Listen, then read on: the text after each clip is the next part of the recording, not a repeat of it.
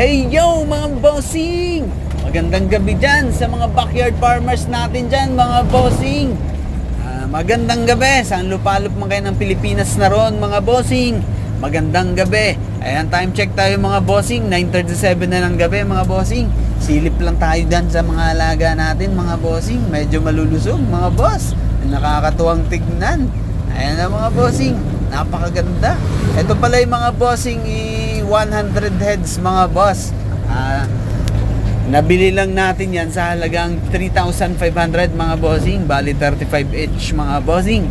Ayan, medyo okay naman sila mga bossing. Mga bossing, ayan pala 45 days mga bossing. Ayan, bali hinati ko lang sa dalawang bagon mga bossing.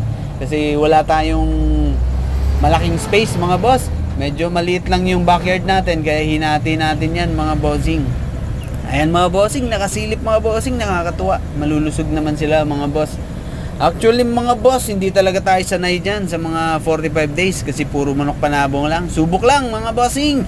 Ayan, sana pala rin mga boss. Ayan, dalawang bagon sila, nakahati po yan mga bossing.